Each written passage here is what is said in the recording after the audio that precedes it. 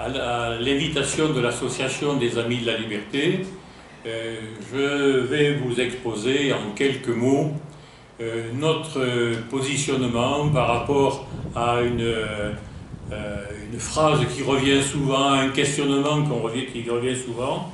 La France a-t-elle des racines chrétiennes? Parfois c'est formulé autrement, les racines chrétiennes de la France sont-elles une invention de l'Église? On entend aussi, mais c'est la même chose, les racines de la France sont-elles chrétiennes? Et puis d'aucuns vont même encore plus loin, l'Europe a-t-elle des racines chrétiennes? Ces questions reviennent fréquemment dans le débat quotidien et se poseront sans aucun doute souvent comme des questions majeures à l'approche des prochaines élections. D'ailleurs, poser ces questions semble déjà pour certains une forme d'exagération. Le débat pour eux est tranché avant même d'avoir eu lieu. Partout, tout le monde le dit, évidemment, la France a des racines chrétiennes. Ce sont les mêmes évidences que les mêmes personnages jettent à la face du monde pour ce qui est de l'Europe, dont les racines, pour eux, ne sont pas autrement que chrétiennes. Ceci, nous semble-t-il, est lié à toutes les interrogations, plus ou moins ouvertement d'ailleurs, avec le problème des migrants, associés plus à tort qu'à raison au terrorisme, qui, remarquons-le, ne frappe pas que les pays occidentaux.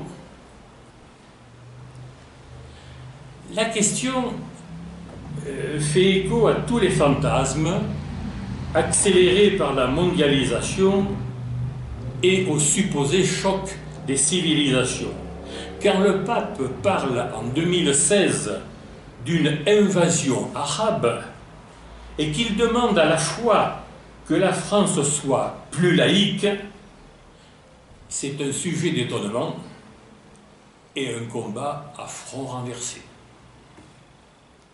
Quand un Premier ministre, en mars 2016, demandait la démission du cardinal Barbarin, il bafouait explicitement le principe fondateur de la République qu'est la laïcité, c'est-à-dire la séparation des églises et de l'État.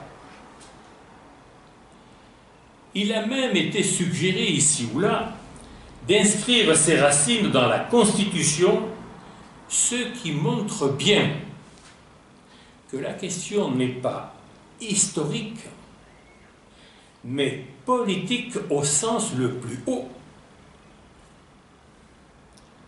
Or, pour nous, c'est l'histoire de la France, ses origines, son évolution, son territoire aux frontières terriblement mouvantes, la monarchie de droit divin, puis de la République, son passé colonial, incluant ses rapports avec l'esclavage, sa population et sa démographie, remarquons que ce n'est pas tout à fait la même chose, ses immigrations, la laïcité, c'est tout cela qu'il faut interroger pour y voir plus clair.